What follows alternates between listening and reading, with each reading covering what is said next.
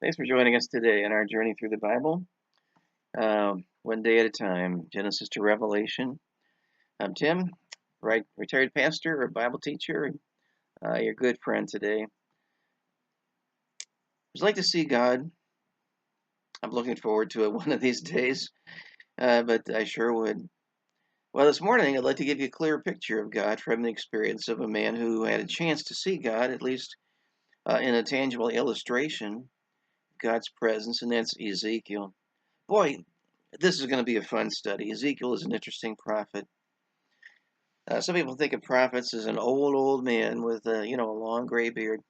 Ezekiel was called to be a prophet when he was 30, and so he was not that old. He was from a priestly family, and all of his life he probably thought when he turned 30 that he would begin serving in the temple as a priest. That was the age when that usually occurred, and instead he was taken in captive and there by the River Kabar with a group of exiles, and God called him to a different ministry as a prophet. And he sees a vision of God in chapter 1.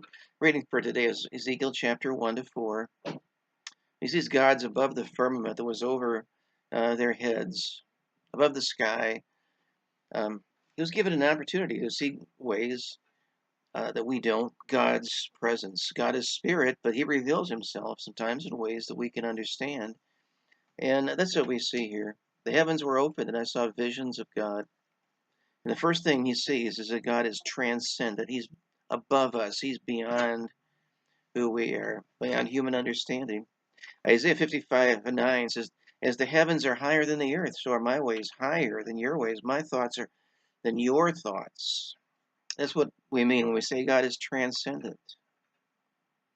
As an illustration, I've known some dogs who can do a few tricks, and they're intelligent in that sense, but they're all limited. Try to explain electricity to a dog, for example. I don't think that's going to get through. But it's easier for a dog to understand electricity than it is for you or for me to understand God. That's how far above us he is. That's how transcendent he is. Secondly, he sees him on the throne. Looked like a sapphire that he saw, blue in color. It was a seat of power. His throne is in the heavens. He rules over all. Now, God has not withdrawn himself from life on this earth. He's transcendent, but he's still involved in the events of this world. There is a control center of the universe, and he gives man, and only man, by the way, a measure of freedom, and yet he is the one who's in control. He's on the throne, whether we place him there or not. He's like a man. He said, upon the likeness of the throne was the likeness is the appearance of a man above upon it. What a surprise that he has the appearance of a man. Well, shouldn't be, because man was created in God's image. The incarnation became necessary when man rebelled against God. We're told in Philippians 2 6 and 7, speaking of Jesus, it said, "Being in the form of God, he did not consider it robbery to be equal with God, but made himself of no reputation, taking the form of a bondservant and coming in the likeness of men." You see, man is in God's likeness. It's a unique privilege. It's not that God is like man, but just the opposite. And therefore, man can have fellowship with God. That's the good news about this. Sometimes people say, "I'm only human," to explain their worst behavior, but in reality, being human is what makes it possible for us to rise above the rest of creation. It means that we have choices about the kind of people we will be.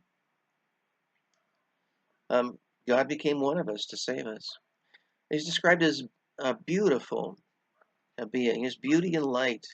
Verse 27, he said, "I saw as the color of amber, his appearance of fire, round about within it, from the appearance of his loins even upward, the appearance of his loins even downward, the appearance of fire of amber." Uh, Psalm 84 says, "The Lord God is a sun and shield."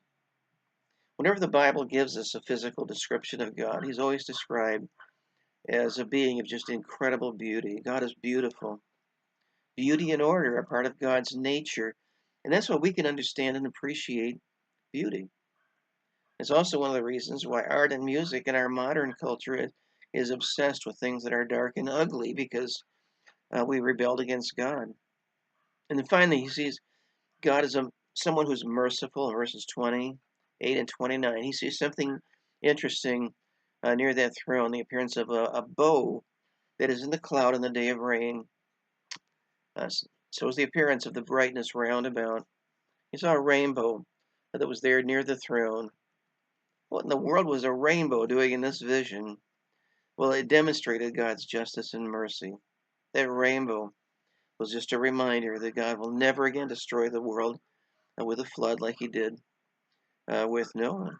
And that reminder exists in God's presence. It's always there before him, just as a reminder that he is a merciful God. You know, Proverbs 28:13 says, he who covers his sins will not prosper, but whosoever confesses and forsakes them will have mercy. So which would you prefer? You can cover your sin and experience justice, or confess your sin and enjoy mercy.